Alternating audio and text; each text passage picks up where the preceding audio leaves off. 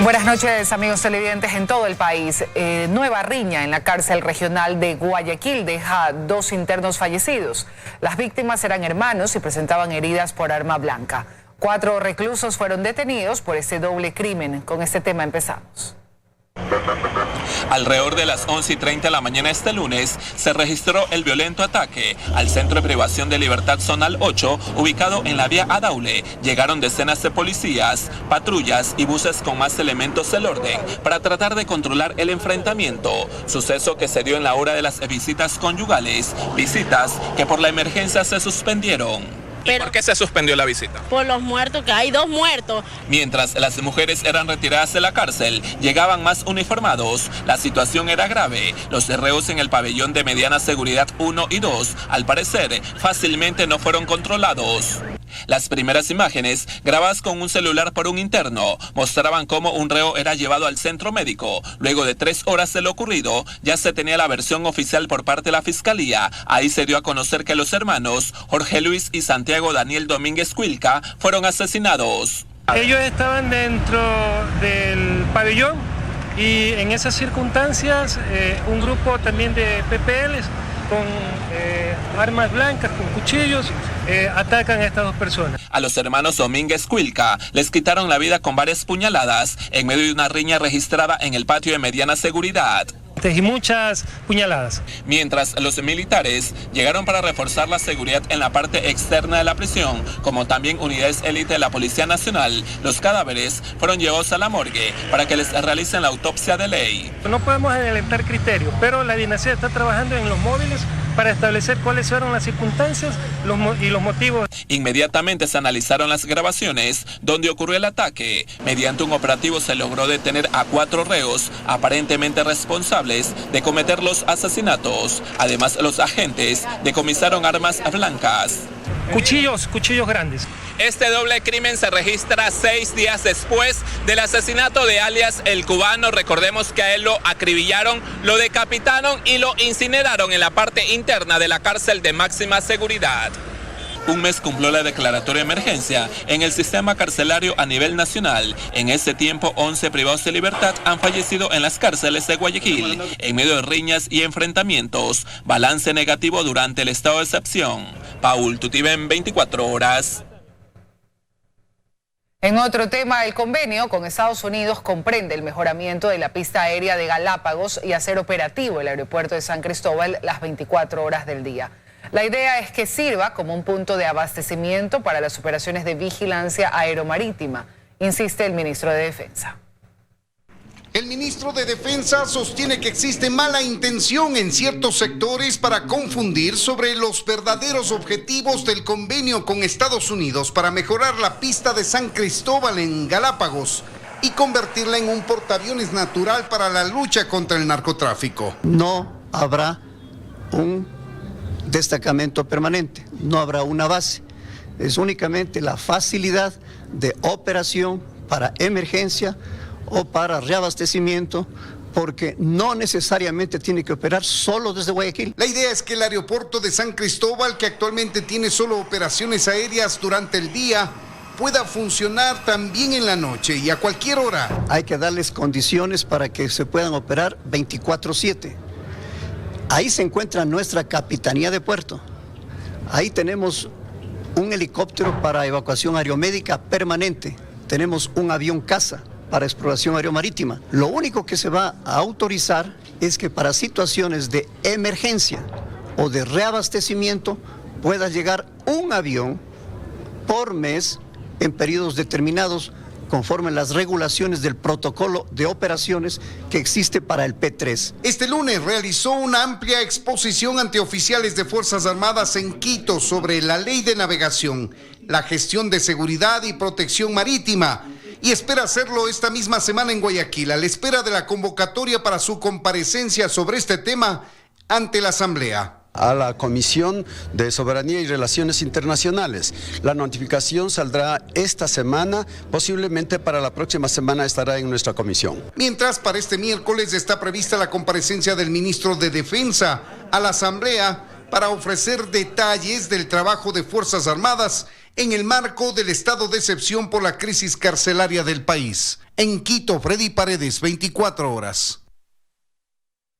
Mediante la recompra y recolocación de bonos, Ecuador redujo su deuda externa en $50 millones y evitó el pago en efectivo de $1.500 millones en marzo del próximo año. Esto alivia el sector fiscal, según analista consultado. Ecuador realizó operaciones de recompra de bonos 2020, con lo cual, según anunció el ministro de Economía y Finanzas, la deuda se redujo en 50,37 millones. Iniciamos la semana con una gran noticia. La operación de reperfilamiento de la deuda culminó hace un momento en los mercados internacionales. Aliviamos nuestro sector fiscal gracias a que recompramos el 78% de los bonos 2020. Es decir, Ecuador recompró 1.175,37 millones en bonos 2020 y colocó 1.125 millones en bonos 2029. ¿Qué significa? Lo explica José Hidalgo Payares. Se reduce el saldo de la deuda externa. Obviamente no es una reducción masiva de la deuda, pero es una señal importante. Así, esta operación permitirá que en marzo del próximo año no necesitemos entregar líquido $1.500 millones.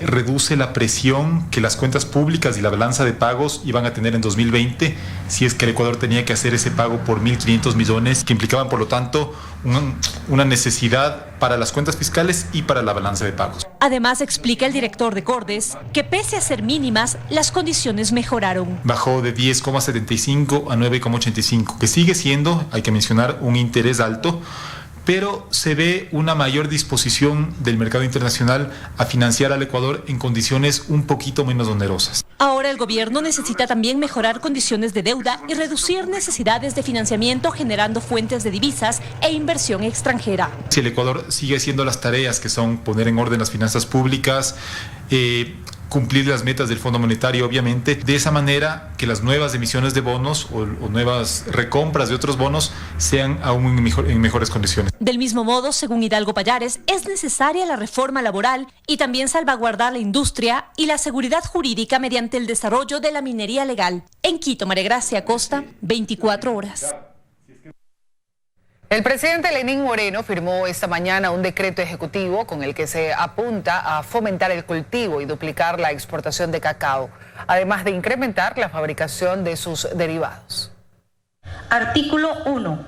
Declarar la cadena agroindustrial de cacao y sus derivados como prioritaria para el cumplimiento de los objetivos de desarrollo sostenible. El plan de mejora competitiva del cacao y sus derivados es ahora una política pública. El presidente Lenín Moreno firmó un decreto ejecutivo para que así sea, en el marco del proyecto Ecuador Potencia Cacautera que se llevó a cabo en el Instituto Nacional de Investigaciones Agropecuarias, en el recinto Virgen de Fátima, provincia del Guayas. Dentro de los objetivos, recalcó Moreno, está potenciar la exportación de cacao, pero también de chocolate y otros derivados. Somos vendedores del cacao, el mejor del mundo, y somos compradores de chocolate.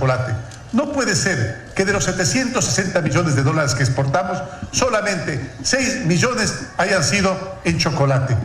Esta iniciativa se enmarca en el Plan Ecuador 2030 que impulsa el gobierno nacional. La idea, recalcó Moreno, es aprovechar al máximo la posición que el cacao ecuatoriano tiene a nivel mundial. Somos el tercer productor después de Costa de Marfil y Ghana, pero somos líderes. En el líder del cacao hay un líder del cacao, que es el cacao fino de aroma. De cada 10 toneladas que se producen en el mundo, más de 6 son nuestras. Las expectativas económicas son grandes, detalló el ministro de Agricultura, Javier Lasso. Sobre todo duplicar el valor de las exportaciones de 700 millones a 1.400 millones de dólares de aquí hasta el 2030. Según el decreto ejecutivo, la materialización y el financiamiento de este proyecto estará a cargo de los ministerios de Agricultura y de Comercio Exterior. En Guayaquil, Carlos Acoto, 24 horas. Las investigaciones por el delito de concusión en el caso Arroz Verde continúan en la Fiscalía General. Este lunes las versiones se centraron en desvirtuar lo escrito por la ex asesora de Rafael Correa, Pamela Martínez. 15 minutos antes de lo previsto, el exasambleísta de Alianza País, Cristian Viteri, y la extesorera de este movimiento, Paulina Proaño, llegaron a la Fiscalía General a rendir su versión, la segunda ocasión que se refieren a los aportes irregulares a la lista 35, esta vez por una investigación derivada de arroz verde bajo la figura de concusión. Sus aportes, se aseguran, demuestran una serie de inconsistencias en los cuadernos de Pamela Martínez. En el cuaderno de Pamela Martínez se van mezclando fechas, personas que son incoherentes de acuerdo a una línea de tiempo como realmente fue. Que ese cuaderno no tiene fecha, no tiene cronología. ¿Quién recibe dinero en efectivo sin firmar una fe de recepción? Precisamente Viteri fue nombrado junto al secretario de Gobernabilidad del Correísmo, Gustavo Bucaram, como responsables de recibir $100,000 para la campaña de Viviana Bonilla para la alcaldía de Guayaquil. Según Viteri, la versión de Bucaram confirma la entrega de dinero, pero no lo relaciona. Y Bucaram dice que viajó solo a Quito y que vino solo y que llevó solo en una mochila dinero y yo qué sé qué cosa. No obstante, asegura, los pagos pasaban siempre por un sistema financiero. Hasta que se cerró la campaña, se había depositado en la cuenta del Banco de Fomento $220,000. Este martes está llamado a rendir su versión el exsecretario de Administración Pública del régimen anterior, Vinicio Alvarado. En Quito, Daniela Valencia, 24 horas. El informe borrador de la Contraloría cuestiona la utilización del mármol egipcio en Santa Rosa. El documento preliminar habla además de pagos indebidos y del desgaste prematuro de las baldosas. El material que el exalcalde de Santa Rosa prometió duraría 300 años ya muestra deterioro. Este mármol pues tiene una durabilidad de 300, 400 años y es una piedra. Eso es lo que prometía el ya exalcalde de Santa Rosa, Clemente Bravo, al justificar el uso de mármol egipcio en la regeneración urbana de la ciudad. Pero ni 300, ni 200, ni 10 años. Apenas un año después de estas declaraciones dadas en marzo del 2018, el mármol egipcio ya luce así. 15 cuadras de la zona regenerada debían ser cubiertas. La colocación nunca terminó y el mármol ya da problemas. Según la administración de Bravo, en cubrir 20.000 metros cuadrados se gastaba $884,000 con baldosas ecuatorianas, un poco menos, 879,000, si se usaba mármol egipcio. Pero no solo los ciudadanos que observan el deterioro visible del material cuestionan la utilización de estas baldosas. Un informe aborrador de Contraloría también. Según los hallazgos preliminares, se contrató el cambio de material de baldosas sin que la documentación de soporte sea suficiente. Se detectó además 3.992 metros cuadrados de mármol con desgaste prematuro. Se hizo pagos indebidos por $171,000. Con $708,000 se perjudicó a la entidad municipal. Se benefició con $14,285 al contratista. Y en sobreprecios, la entidad municipal pagó $59,163. El informe de Contraloría también detalla en otros temas que no se justificaron gastos por $864,000 en la contratación de artistas nacionales y extranjeros y en la entrega de premios en efectivo, realizados en las fiestas patronales y de cantonización de Santa Rosa. Además, se pagó sueldos a personas que no constaban como trabajadores y se emitió contratos con cargos no contemplados en la estructura del municipio. Ahora Clemente Bravo, exalcalde de Santa Rosa y actual prefecto del Oro, deberá responder por este tema que deja pendiente en su anterior cargo de elección popular. Ya la Contraloría determinará si se reiteran los hallazgos o se desvanecen. Sin embargo, para los que caminan por Santa Rosa, el desenlace de la obra desde ya es evidente. Dayana Monroy, 24 horas. Alianza País espera que este martes la Asamblea pueda elegir a los presidentes y vicepresidentes de 3 comisiones legislativas pendientes. Los aliados ponen condiciones. Andrea Samaniego informa. Este martes es el cuarto intento para que la Asamblea pueda conformar a las comisiones de Trabajadores, Educación y Gobiernos Autónomos. El movimiento de gobierno espera que se pueda elegir al presidente y vicepresidente de estas comisiones, para lo cual han existido algunos cambios en las listas que originalmente ellos propusieron. Existen cambios, pero esto nosotros lo daremos a conocer el día de mañana, momentos antes del Pleno.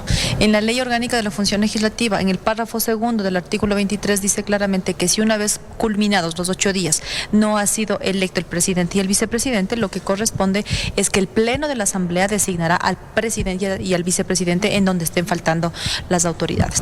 La bancada de Acción Democrática Independiente, que forma parte del acuerdo de la nueva mayoría, sostiene que este tema debe ser tratado internamente en las comisiones. Lamentablemente se observa que por parte de los miembros de Alianza País existe un chantaje permanente que hace casi inviable que este acuerdo se siga sosteniendo.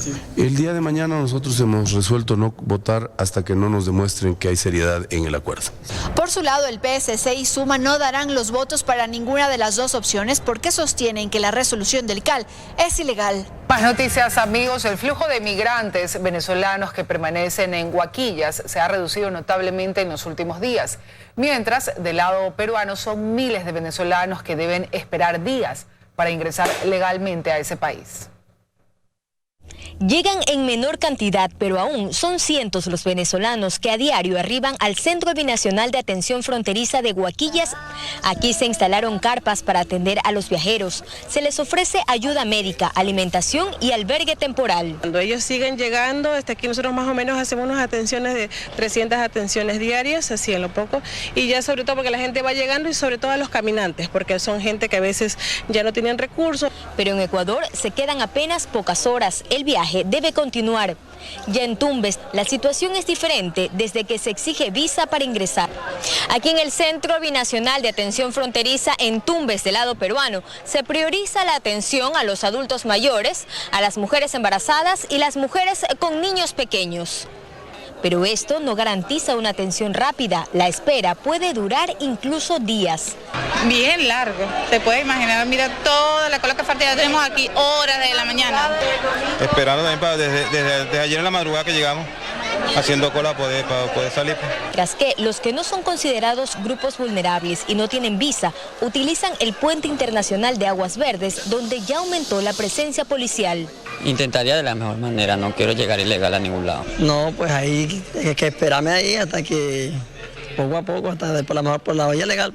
Según los organismos de ayuda, en ambos lados de la frontera entre Ecuador y Perú, solo en las últimas 72 horas, más de 10.000 venezolanos han transitado por este paso.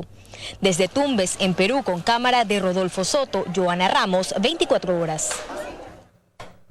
El ministro de Energía y los gerentes de la Agencia de Regulación y Control de Electricidad y de la Corporación Nacional de Electricidad deben responder ante comisiones de la Asamblea sobre el aumento de planillas eléctricas. Siguen las quejas y aún no hay fechas para devolver los cobros en exceso. Las preguntas para las que aún no hay respuesta en torno al aumento en las planillas eléctricas deberán ser contestadas en la Asamblea Nacional. El ministro de Energía, Carlos Pérez, y los gerentes de Arconel y Cenel deberán comparecer este miércoles a las 8:30 de la mañana ante la Comisión de Desarrollo Económico para explicar lo que denunciaron cientos de ciudadanos, aumentos en sus planillas por mala lectura en el consumo. Todos pensábamos que este mes iba a existir un sinceramiento en torno al planillazo del mes anterior y está ocurriendo exactamente lo mismo. Mientras tanto, nosotros 6 días después de haberlo solicitado, continuamos a la espera de que se nos conceda una entrevista por parte de Cenel. Desde la empresa nos respondieron asegurando que están dispuestos a hablar con nosotros, pero únicamente sobre la devolución por lo cobrado por alumbrado público. Un tema ya resuelto. No aceptarían preguntas sobre cuándo y cómo van a devolver lo cobrado en exceso por mala lectura del consumo. Una devolución ordenada desde el gobierno desde el 19 de mayo pasado. Por su parte, las quejas, aunque parecen menores, pues no a todos los ciudadanos les ha llegado la planilla, siguen. ¿Ya al menos le dan fecha para devolver o no? No, nada. ¿Y usted ya cuántas veces ha venido? Yo ya vengo 12 veces. No solo que aún no se devuelve lo cobrado antes, sino que además siguen viendo valores altos en las nuevas planillas emitidas. ¡Lagarto que traga! ¡No vomita! ¿Y usted cree que van a devolver eso? Según Richard Gómez, secretario de los trabajadores de Cenel, no hay garantías de que Proyelec, la nueva empresa contratada, esté haciendo lectofacturación y no promediando el consumo. A partir de que se podría estar promediando, no tenemos la certeza cuáles son los lectores, cuántos lectores están tomando la lectura en este momento, qué nos garantiza o qué les garantiza a la ciudadanía de que efectivamente no se van a volver a cometer estos errores. Ex trabajadores de Cercoel aseguran que solo alrededor de 86 personas eran las que realizaban la lectura del consumo para los 60.000 hogares en Guayaquil. O sea, a mí me tocaba hacer también medidor. Estas dudas son las que las autoridades antes mencionadas, junto al defensor del pueblo, deberán responder en la asamblea este miércoles. Dayana Monroy, 24 horas. El adolescente ADMA, acusado como autor principal de la violación y asesinato de Carolina A., de 15 años, fue sentenciado con la pena máxima de 8 años de internamiento institucional. El juez ordenó también tratamiento psicológico para el joven y que ofrezca disculpas públicas a los padres de la víctima. Según las autoridades, Carolina murió de forma violenta por asfixia y luego fue arrojada en un terreno baldío cerca de su casa. Y la sentencia emitida por la Corte Constitucional que aprobó el matrimonio igualitario en Ecuador no contempla la adopción. Así lo recalcó el presidente de la Corte. La Constitución de la República señala que la adopción corresponderá solo a parejas del mismo sexo. Que el matrimonio igualitario abre la puerta a la adopción es un tema que fue negado por el propio presidente de la Corte Constitucional. Es otro tema, pues, que no está en este caso. Y es que el artículo 68 de la Constitución recalca que la adopción corresponderá solo a parejas de distinto sexo. Y la ley todavía no le permite, a través de esta resolución, adoptar. Si quieren adoptar, armen una estrategia bien armada como la que tienen. La estabilidad que los niños para criarse necesitan esa presencia estable de papá y de mamá. Eso es lo que nos preocupa. Según el jurista, las parejas LGBTI podrían seguir a posteriori 3 caminos para así conseguir la adopción. Por la vía judicial o jurisdiccional, a través de la Corte Constitucional, a través de la vía legislativa, no sé, hacer una gestión muy bien hecha de lobby, con asambleístas que puedan promover un proyecto de ley en ese sentido de reforma, aprovechando el momento circunstancial, o a través de una consulta popular. Mientras tanto, desde algunos sectores sociales se prepara la recolección de firmas para convocar a una consulta popular respecto al matrimonio igualitario. Y además se anunció una gran marcha nacional para el 29 de junio, precisamente el día en que se llevará a cabo la tradicional movilización por el Día del Orgullo Gay. En Quito, Belén Merizalde, 24 horas.